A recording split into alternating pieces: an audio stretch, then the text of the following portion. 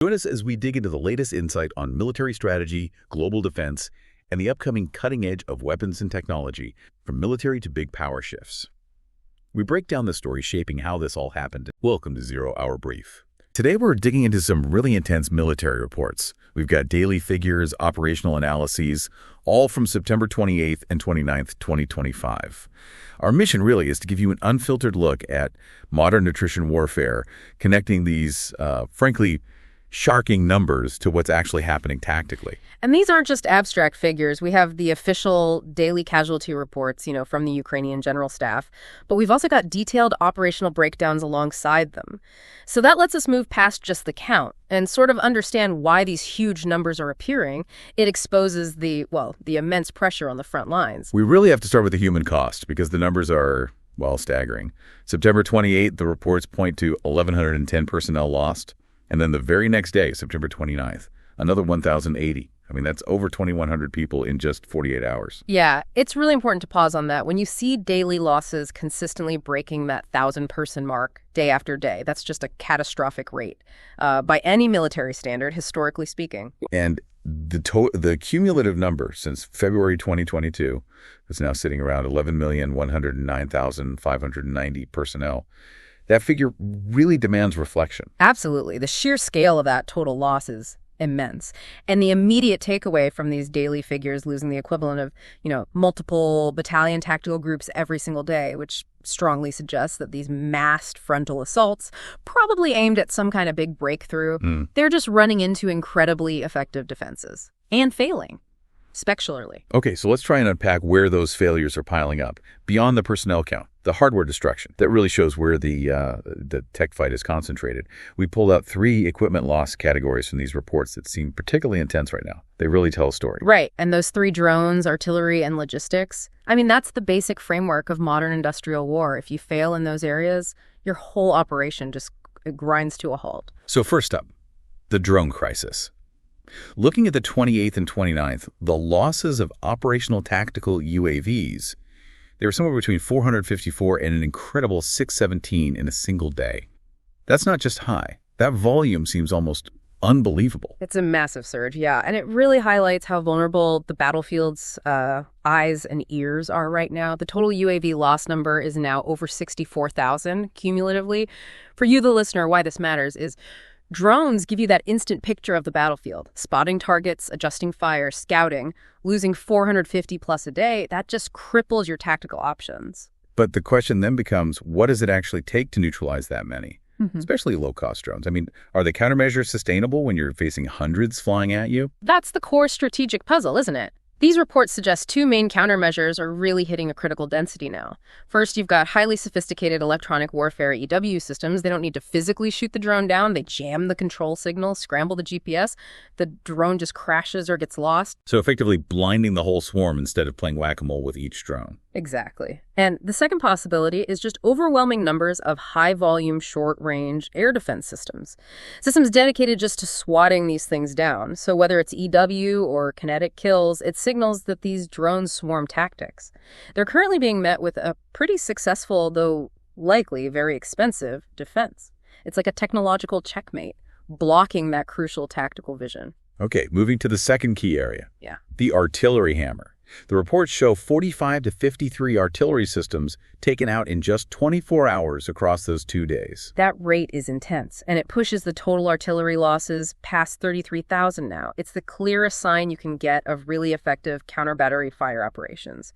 This is where modern warfare differs so much from the past. That sensor-to-shooter loop, the time from detecting an enemy gun firing to sending a round back to destroy it, it's shrunk dramatically to almost nothing. So a process that might have taken hours before, observation calculation, now happens in minutes, maybe even seconds. Precisely. Right. You have advanced radar acoustic sensors often linked directly with recon drones. They pinpoint the firing position instantly. That data becomes GPS coordinates for a counterstrike almost immediately.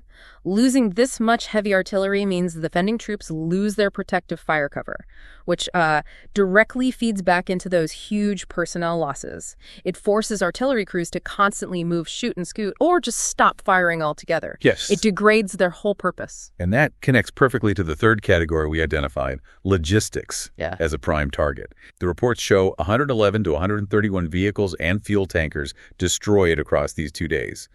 Destroying logistics often gets treated as sort of secondary, but here it seems deeply tied to those high casualty rates. What does hitting these trucks and tankers really mean on the front line? Oh, the link is absolutely critical and, frankly, quite grim. Yes, losing trucks and fuel tankers means less ammo, less fuel gets to the front. That's obvious. But maybe the most devastating impact is on medical evacuation, on medevac. Right, if the medevac timeline gets stretched out. If that logistics chain is broken, wounded soldiers simply can't be moved off the line quickly enough to get surgical care. So a soldier with what should be a survivable wound, someone who would live with prompt care, they might bleed out waiting for a truck that's been destroyed or delayed or is just out of fuel. That extremely high daily casualty figure isn't just from people dying instantly in combat. It's very likely magnified by successfully choking off the medical rescue routes. That really paints a dark picture. A systemic failure cascading down from the tech fight to the individual soldier. If the supply lines are hit, the artillery is suppressed, the wounded aren't getting out. That has to crush morale, right? Let's shift to what the reports say about internal issues, specifically desertion and AWOL absence without leave. Yeah, this is where we move from the visible battlefield losses to the kind of invisible internal rot. Specific reports mention the level of AWOL in the Russian army is very high, and they explicitly state it's significantly higher than the armed forces of Ukraine. That signals a really profound crisis of cohesion, of the will to fight. And the numbers being cited are just enormous.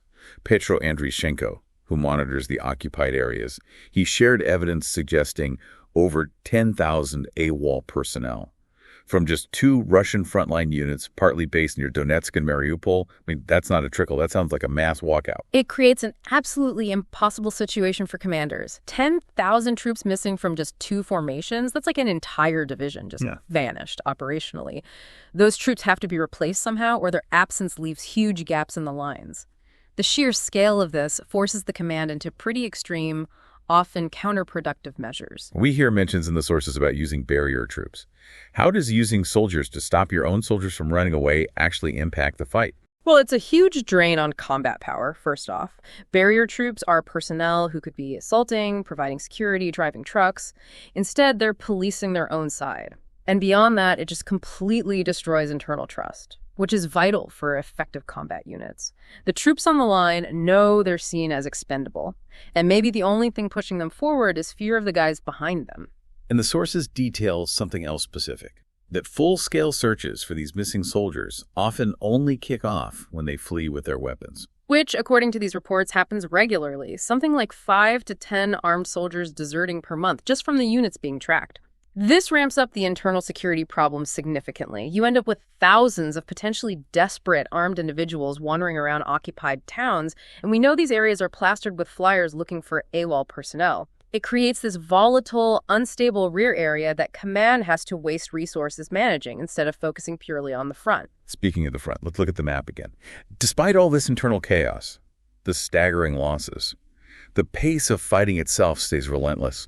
Over 170 combat engagements reported repelled in 24 hours. Where are the hottest spots right now? Yeah, the fighting seems very concentrated in 4 main sectors. Pokrovsk saw record intensity, 59 attacks reportedly repelled there. Then Novopavlivsk had 21 engagements, Lyman saw 15 attacks, and the Toretsk area faced 14 attempts to push through. This is really classic attrition warfare, isn't it? Just repeatedly hammering against the same fortified lines, hoping to eventually find a weak spot. But here's where it gets interesting. Despite that immense pressure and those awful daily casualty figures, the reports indicate that defensive lines are actually holding. They are largely holding, yes. The reports specifically highlighted success on the Dobrylia front. A major offensive push there was apparently stopped cold, and the analysis attributes this not to luck, but to successfully combining intelligence, good fortifications, and very precise firepower. That tactical mix seems to be preventing any substantial breakthrough, keeping the lines mostly static despite the pressure. The reports also mentioned territorial gains by Ukrainian forces. We saw figures like 164.5 square kilometers liberated and another 180.8 square kilometers cleared of enemy sabotage and reconnaissance groups, SRGs. We should probably explain the difference between liberated and cleared for listeners because it's strategically important. It's a critical distinction, yes. It reflects two very different types of military activity. Liberation means you're pushing the main front line back. You're defeating organized enemy units, retaking ground, standard offensive progress. Clearance is totally different. That's deep area security work. It means hunting down and neutralizing those small, often highly trained enemy SRG teams operating behind your own main lines. So these SRGs are the ones hitting those softer targets like comms hubs, supply points. Yeah. The very logistics we saw taking heavy losses earlier. Precisely. If your rear area is crawling with enemy teams trying to blow up fuel dumps or cut comm lines, you can't sustain a high-tempo fight at the actual front. Stabilizing that rear area through these constant clearance operations is vital. It keeps the pathways open for supplies, ammo, and crucially, for those medevac runs we talked about. Without effective clearance, the front line is essentially fighting with one hand tied behind its back. Okay, time to pull it all together. What these reports seem to paint is a picture of industrial-scale attrition warfare hitting, well, an almost unprecedented level of intensity. And it's highlighted not just by the tragic human cost, but by the very focused, tech-driven destruction of logistics, artillery, and drones. That really is the core tension here. You have this immense tactical pressure shown by the sheer volume of equipment being destroyed, set against a surprising strategic resilience shown by successful defensive stands and these determined efforts to stabilize the lines in the rear areas. It's like a race between tactical destruction on one side and strategic adaptation on the other. And this leads us to that final provocative thought we want to leave you with. Given how incredibly effective counter-battery fire seems to be right now, just devastating traditional artillery systems, could the next big doctrinal shift involve abandoning these large, expensive protected platforms altogether?